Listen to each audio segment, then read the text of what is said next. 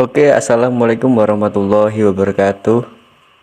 Di sini saya Muhammad Prayogi akan menjelaskan dan mempresentasikan hasil kerja saya yang berjudul tentang Nas dan Mansuh fi Al-Quran. Oke, sebelum masuk materi, perkenalkan nama saya Muhammad Prayogi dengan NIM 222111268 dari kelas 3G. Oke, lanjut ke pembahasan yang pertama, pembahasan tentang pengertian nas dan mansuh. Kemudian pada pembahasan yang kedua, yakni nanti saya akan menjelaskan syarat-syarat dari nas dan mansuh itu sendiri.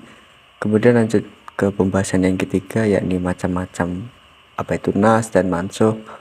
Kemudian lanjut ke pembahasan yang keempat, yakni mazhab-mazhab dari nas dan mansuh juga. Oke teman-teman, masuk ke pembahasan yang pertama, yakni pengertian nasih dan mansuh. Secara terminologi, menurut Manna Khalil Al-Khotton, sebagaimana dikutip dalam buku studinya, yakni buku studi ilmu-ilmu Al-Quran, nas ialah mengangkat atau menghapus hukum syara dengan dalil hukum atau kitab syara yang lain.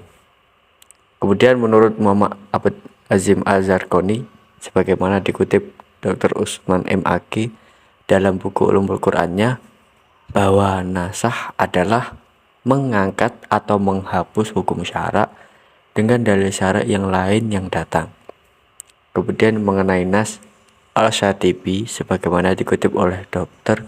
Muhammad Quraisy Shihab mendandaskan bahwa para ulama mutaqaddim atau ulama pada zaman atau pada abad ke-1 hingga abad ke-3 Hijriah memperluas arti nasah dan mencakup hal-hal, yakni yang pertama tentang pembatalan hukum yang ditetapkan kemudian yang kedua yakni pengecualian hukum yang bersifat umum oleh hukum yang bersifat khusus yang datang kemudian yang ketiga yakni penjelasan yang datang kemudian terhadap hukum yang belum jelas atau samar, jelas tadi ya, dan penetapan syarat terhadap hukum yang terdahulu yang belum bersyarat. Kemudian yang keempat jadi penetapan syarat terhadap hukum terdahulu yang belum bersyarat. Kemudian lanjut ke pembahasan yang kedua, yakni syarat-syarat dari nas dan mansuh.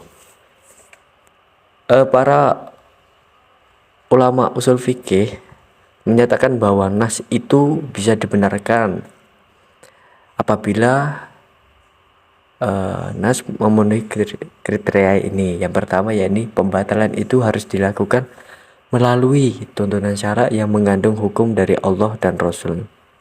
Kemudian yang kedua, yang dibatalkan adalah syara yang disebut mansuh atau yang dihapus.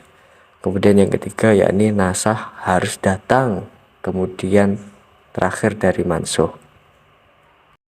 Oke, setelah kita memahami syarat-syarat dari nasah dan mansuh tadi, kita melanjutkan pembahasan yang ketiga, yakni macam-macam nas dan mansuh.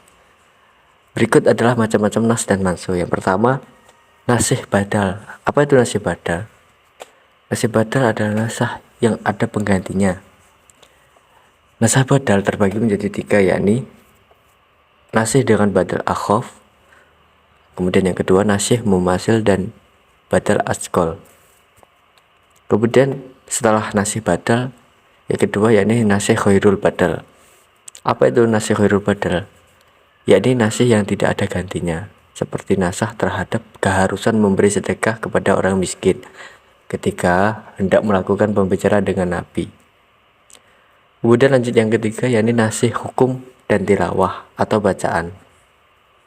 Apa itu nasih hukum dan tilawah? Yakni kebenaran dan jenis hukumnya telah dihapus sehingga tidak ada dijumpai lagi dalam Al-Quran.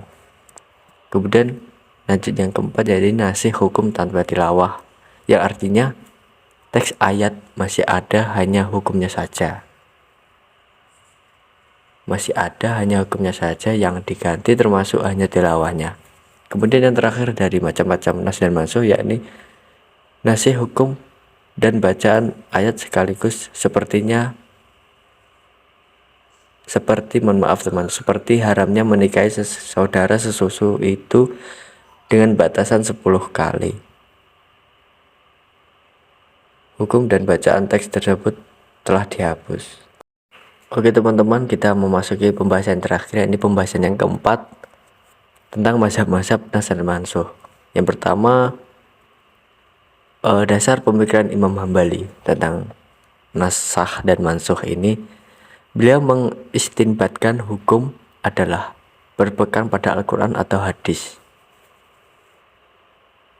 yakni marfu, mursal, diriwayatkan oleh tabi'in, terus kemudian doif, fatwa, dan pendapat sebagian sahabat, baik yang disepakati maupun yang diperselisihkan, dan mereka yang lebih dekat kepada Al-Quran dan hadis di antara fatwa yang berlawanan sahabat dengan syarta benar-benar terjadi. Lalu pendapat sahabat yang diketahui terdapat ikhtilaf. Jika terdapat perbedaan pendapat, beliau akan menggunakan metode ijtihad seperti qiyas, istishab. Karena apa? Karena tidak adanya hukum yang ditetapkan mengenai permasalahan dari timbul ketika itu. Kesimpulan, nasakh ialah mengangkat atau menghapus hukum syarak dengan dalil syarak. Kemudian nasikh ialah dalil syarak yang menghapus atau mengangkat suatu hukum, dan mansuh ialah hukum syarak yang telah dihapus atau diganti. Kemudian nasakh terjadi pada perintah dan larangan, baik yang diungkapkan dengan tegas dan jelas maupun yang diungkapkan dengan kalimat berita atau khobar yang bermakna amar atau perintah atau nahyi larangan.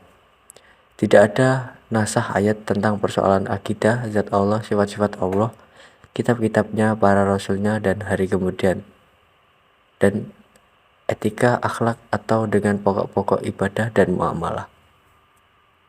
Oke, yang terakhir, terima kasih kepada teman-teman yang telah mendengarkan presentasi ataupun ucapan saya. Semoga apa yang saya sampaikan tadi berguna untuk kita semua. Amin amin ya robbal alamin. Saya akhiri presentasi dari saya. Wabillahi taufiq wal hidayah. Wassalamualaikum warahmatullahi wabarakatuh.